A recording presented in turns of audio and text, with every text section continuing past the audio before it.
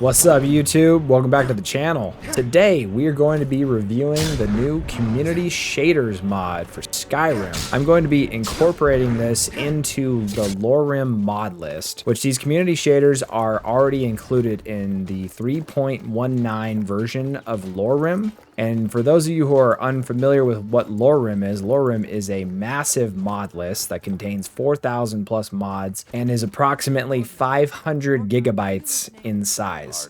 So I'm going to be doing kind of a little comparison of with the community shaders on versus with them off, and we're going to go ahead and check this out. So first thing we want to do is we want to launch Wabbajack here and make sure that we are updated to 3.19 of LoreRim. And if you guys haven't already previously installed LoreRim, check out my other video where I did a quick rundown of an installation guide, and then I've also done another video on a Wabbajack installation guide, which should get you going on some of these mod lists.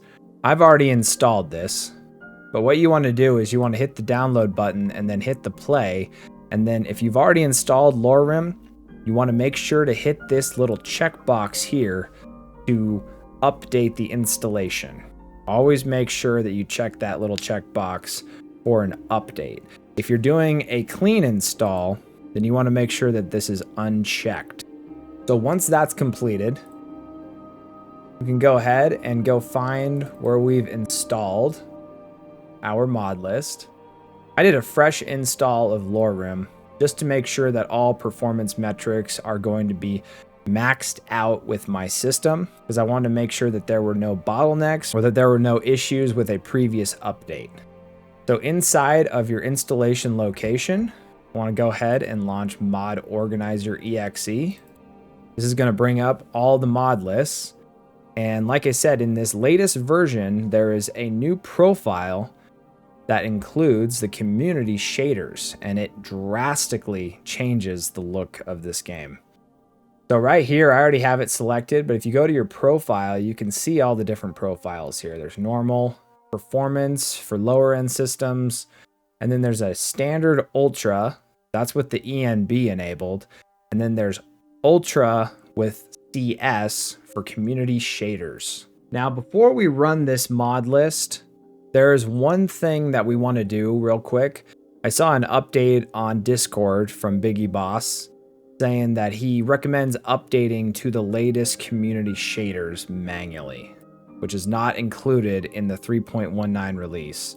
So here we are on Nexus. I'm going to go ahead and go to files here and download with Mod Manager. I already have my mod manager open that I want to load it into, so it should automatically download within that mod manager.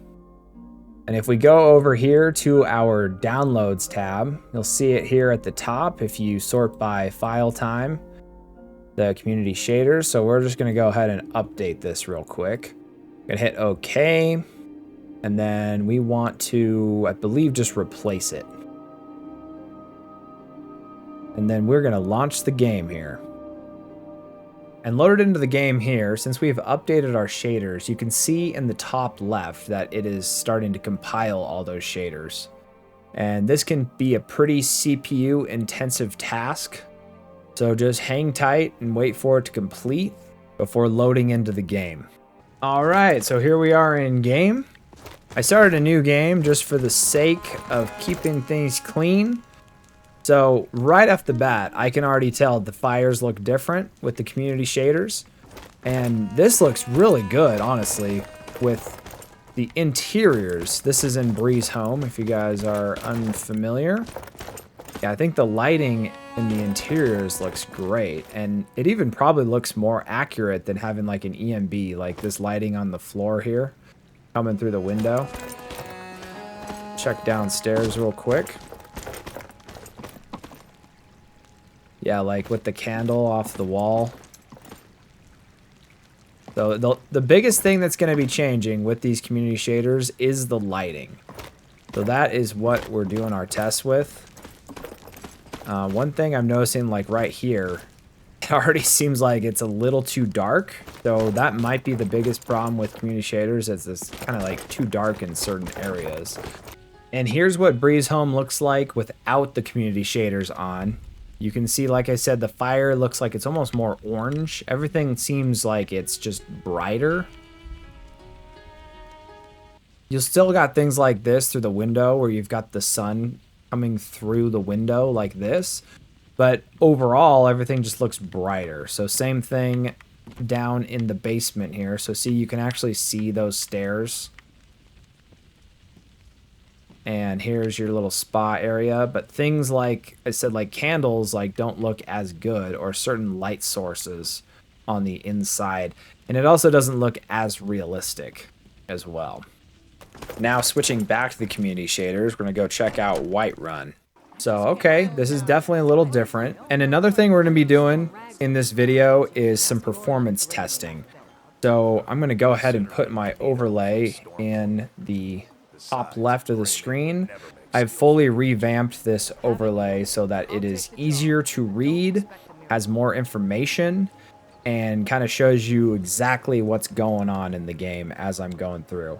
And the reasoning we want to do a performance test is because the community shaders actually increase performance in this game by a good 20% or so, which is pretty awesome. So this is running at 4K, and I can already tell that I'm getting at least 10 FPS higher than I typically would have. The one thing I noticed already right off the bat is it seems like things are a little dimmer with the community shaders on. So, for example, typically the brightest time of the day is like 12 o'clock. So this is about at 10 o'clock, right?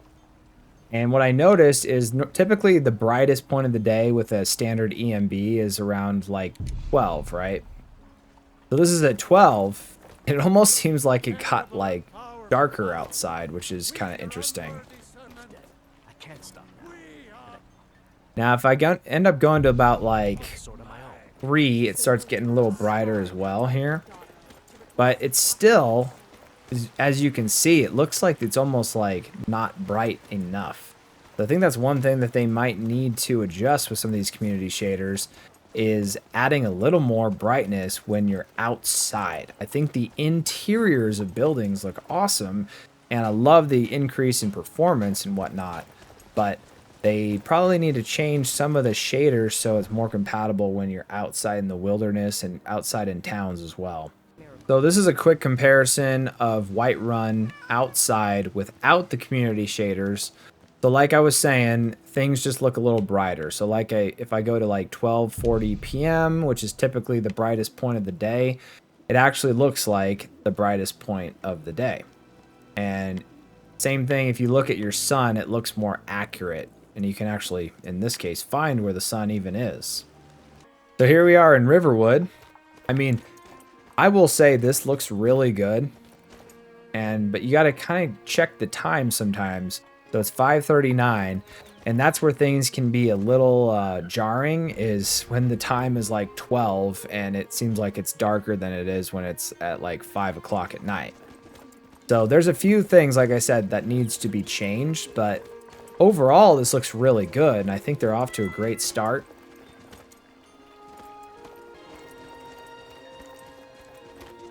And like I said, I think it does look really good. They just need to add a little more brightness when you're outside.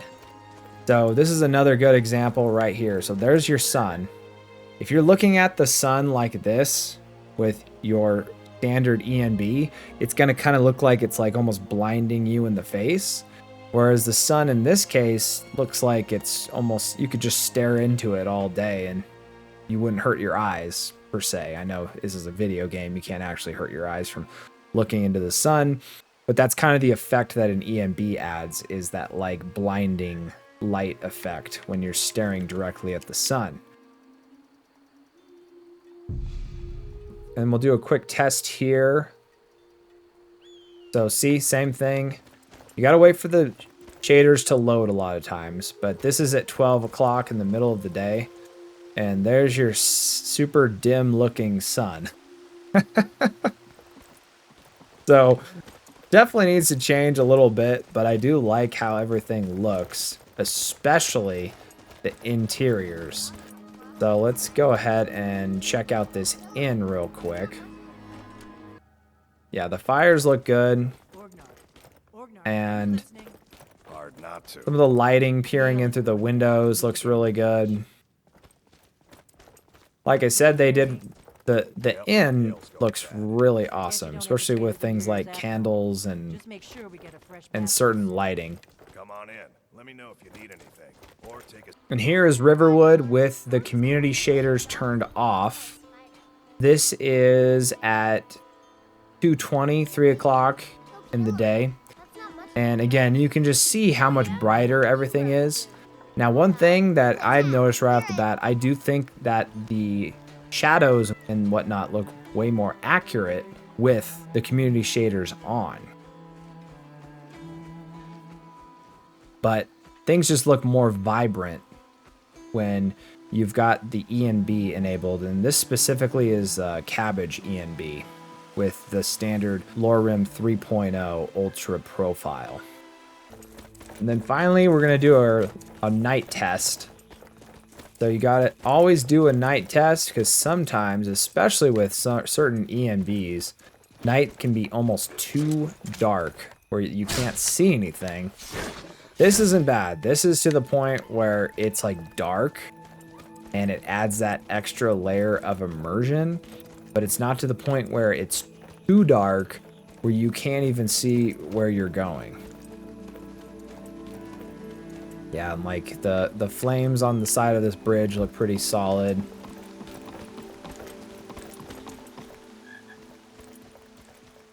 Let's come back up through the town. And Riverwood especially is one of those towns that doesn't have a whole lot of lighting. So if you're in the dark, like right now it's 9:28 p.m. Let's push it a little further. So yeah, the nights stay pretty much the same. The darkest points in Skyrim are typically around like 10 o'clock at night. And here's your comparison at night. So much brighter outside. This is at the same time. This is at 9:30, almost 10. So let's go to 10 o'clock. Yeah, 10 o'clock and 9 are about the same in terms of brightness. Now, this might be a little brighter because we have some of the constellations out at this point in the night. But kind of, well, literal night and day difference between the community shaders at night and the profile and the ultimate profile with the ENB without the community shaders. And this is coming through the bridge here. And I personally like this better. I think I'm going to stick with the standard profile without the community shaders for now, but I think they're on the right track. I mean, certain things and certain aspects of the community shaders look absolutely awesome. But for me, personally, I'm just going to stick with the Cabbage ENB for now. But you guys let me know what you think down in the comments. Do you like the community shaders or do you like the standard ENB with the LoreRim mod list? So that'll do it for this video. If you guys like this kind of content, subscribe to the channel. And as always, have a wonderful day.